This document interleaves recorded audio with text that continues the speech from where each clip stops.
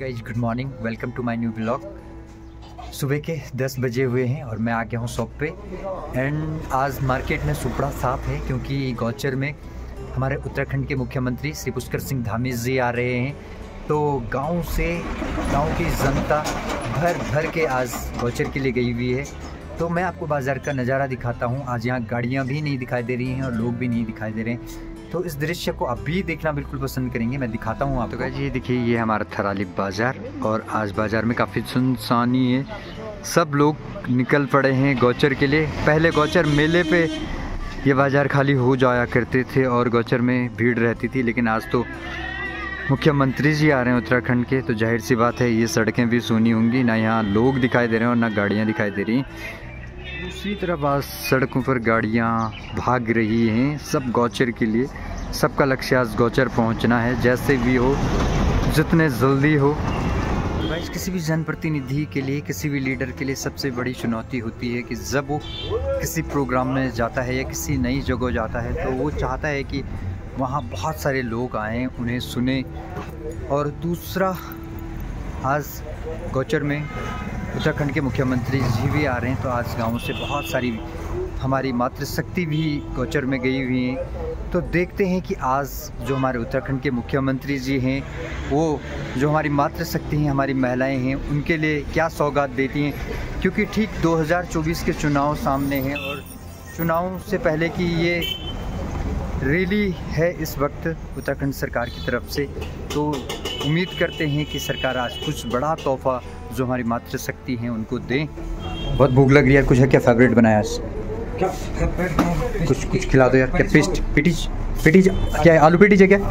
या non veg तो नहीं है ना? और इसके अलावा क्या है? पेस्टीज। केक कौन कौन से बनाए? अच्छा, पेस्टीज सारी ताज़ी नहीं। ये कौन सी वाली है? ये जो चॉकलेट वाला है? भाई और मुकेश भाई और मैं एक वक्त दिल्ली में रूम पार्टनर हुआ करते थे और दोनों ही होटल में काम किया करते थे। और मुकेश भैया बेकरी के शेफ़ हुआ करते थे और मैं कॉन्टिनेंटल शेफ़ हुआ करता था।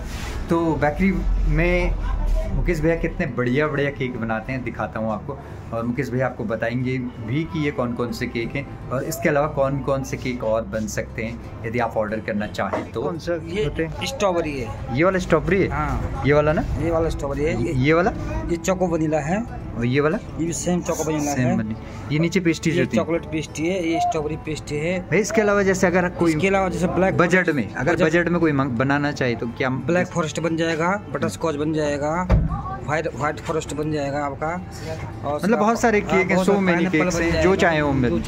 हर होटल में काम करने के यही फ़ायदे होते हैं कि बहुत सारी वैरायटी के आइटम्स आप बनाना सीख जाते हैं और वो फैसिलिटी जो आप कभी बड़े लोगों को प्रोवाइड करवा रहे होते हैं, आप अपने गांव में आकर अपने गांव के लोगों को भी प्रोवाइड करवा सकते हैं।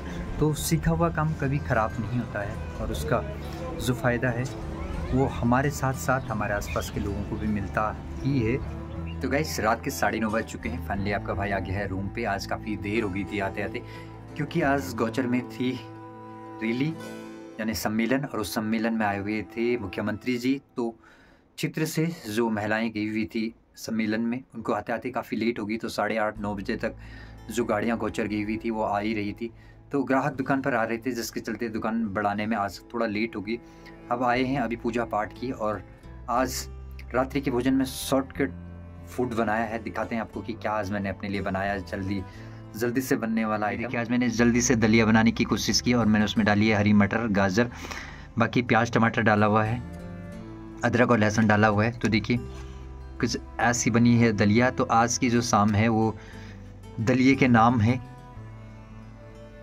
देखिए शॉर्टकट खाना भी कभी कभी जीवन में बनाना पड़ता है। हल्का भी होता है, बनाने में भी जल्दी होता है, पचाने में भी हल्का होता है और सेहत के लिए भी काफ़ी लाभदायक होता है। तो गैस पहला निवाला खाता हूँ। आज दिन में भी भोजन काफ़ी लेट से हुआ। भूख तो नहीं थी, बट घर से फ़ोन आया कि कुछ ना कुछ बना लीजिए और खा लीजिए, तो घर वालों की बात तो माननी पड़ती है। जल्दीबाजी में दलिया बना रही है लेकिन काफ़ी टेस्टी हो रही है। फटाफट दलिया खाता हूँ, फिर आपसे और बहुत ही इंपॉर्टेंट मुद्दे पर थोड़ी सी बात करने वाला हूँ, ज़्यादा नहीं, 1-2 मिनट।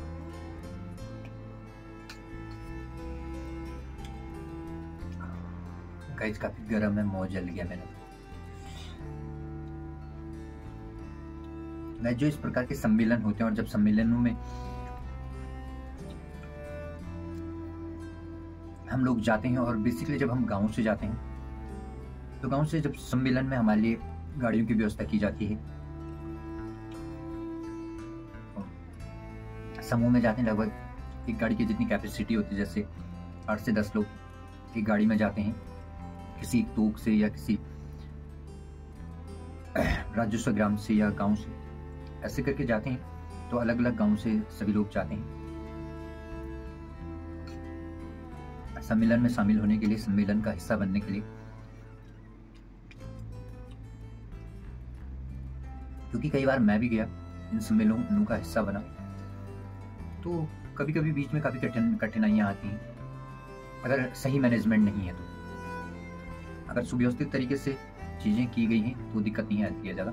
अदरवाइज कई बार ऐसे सम्मेलनों में क्या होता है कि बहुत ज़्यादा क्राउड हो जाता है, बहुत ज़्यादा भीड़ हो जाती है हमारी उम्मीदों से ज़्यादा। मतलब जितनी हमने उम्मीद की होती है उससे कई ज़्यादा लोग वहाँ पहुँच जाते हैं, तो उससे जो व्यवस्थाएं होती हैं वो अस्त व्यस्त हो जाती हैं। चाहे गाड़ियों की व्यवस्था हो, या जब आप रास्ते में ट्रैवल कर रहे होते हैं तो आपकी भोजन व्यवस्था हो, या फिर आप जब जहाँ सम्मेलन हो रहा है उस ग्राउंड में या उस सेमिनार के अंदर उस हॉल में जब पहुँचते हैं तो वहाँ भीड़ ज़्यादा बढ़ने की वजह से अस्त व्यस्त हो जाता है पूरा माहौल। बैठने की व्यवस्था नहीं हो पाती है सही से, किसी को खाने की व्यवस्था नहीं हो पाती है सही से, किसी को पानी नहीं मिल पाता है, या भगवान न करे अचानक किसी का स्वास्थ्य खराब हो जाए तो उस प्रकार की जो सुविधाएं हैं वो ये नहीं हो पाती। तो कुल मिलाकर के एक भसड़बाजी वाला माहौल तैयार हो जाता है।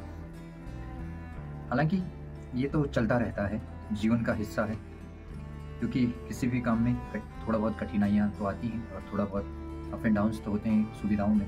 जैसा हम चाहते हैं बिल्कुल वैसा नहीं हो पाता है। तो सुनने में आया कि आज गौचर में जो सम्मेलन हुआ, उस गौचर में भी सम्मेलन में गांव से लोगों ने यानी मातृशक्ति ने बढ़ चढ़ कर हिस्सा लिया। सभी ब्लॉकों से बहुत सारी गाड़ियां गई, लगभग हर गांव से 2 या 3 गाड़ियां गई। तो इससे आप अंदाजा लगा सकते हैं कि कितने वाहन गए होंगे, उन वाहनों में कितने लोग रहे होंगे, और उस हिसाब से गौचर में जो सम्मेलन रहा होगा उस सम्मेलन में कितने लोग सम्मिलित हुए होंगे। तो काफ़ी भव्य ये सम्मेलन रहा होगा। गदगद हो गए होंगे हमारे मुख्यमंत्री जी भी जब उन्होंने इस क्राउड को देखा होगा। लेकिन काफ़ी लोगों को कठिनाइयों और चुनौतियों का भी सामना करना पड़ा होगा। ये तो वो लोग बहुत अच्छे से जानते होंगे या बता सकते हैं जो लोग गए होंगे, पर मैं तो आकलन कर रहा हूँ क्योंकि मैं भी कई बार सम्मेलन में शामिल हुआ हूँ। इस प्रकार की कठिनाइयाँ मैंने महसूस की हैं, तो वो मैं अपना अनुभव साझा कर रहा हूँ। इसके पीछे कोई मेरी ऐसी धारणा नहीं है कि मैं, क्योंकि कई बार ऐसा भी हो सकता है कि कुछ लोग इसे दूसरे लिहाजे में लेकर चले जाएं और मेरी बातों का दूसरा मतलब निकालें, जो मैं बिल्कुल भी चाहता नहीं हूँ। बट अच्छा है, इस प्रकार के सम्मेलनों में जाना भी बहुत ज़रूरी होता है। जाने से अनुभव प्राप्त होता है और ये भी पता चलता है कि आखिर जो हमारे सामने चीज़ें होती हैं, जो सीन क्रिएट किया जाता है, वो सीन किस प्रकार का है, उसकी वास्तविकता से भी हम रूबरू होते हैं और काफ़ी अच्छा अनुभव इससे प्राप्त होता है। और जब हमें सम्मेलनों में जाने से अनुभव प्राप्त होता है तो उस अनुभव को हम दूसरे लोगों के साथ भी साझा कर सकते हैं। और इससे ये भी पता चलता है कि दूध का दूध और पानी का पानी हो जाना, मतलब कि पारदर्शिता आती है, अनुभव बढ़ते हैं। सो अच्छा था मुख्यमंत्री जी का प्रोग्राम, इतने सारे लोगों को इनवाइट किया, होना भी चाहिए। बाकी एकता में शक्ति होती है, जनता जनार्दन है, निर्णय करती है अपने अच्छे भविष्य का खुद। जो आज हम बोएंगे कल वही हमें काटने को मिलेगा। तो जाहिर सी बात है आज हमने जो बोया है उसका परिणाम हमें आने वाले कल में मिलने वाला है। आगे भी इस प्रकार के प्रोग्राम होते रहेंगे। जो सीखा है उस अनुभव को दूसरों के साथ जरूर साझा कीजिए। हो सकता है आपके द्वारा दिया गया मार्गदर्शन और अनुभव सामने वाले की जिंदगी में बहुत बड़ा बदलाव ला सकता है। यही थी वो इम्पोर्टेंट बात जो आप लोगों के साथ करना चाहता था, करने की कोशिश की। आई होप कि आपको समझ में आई होगी।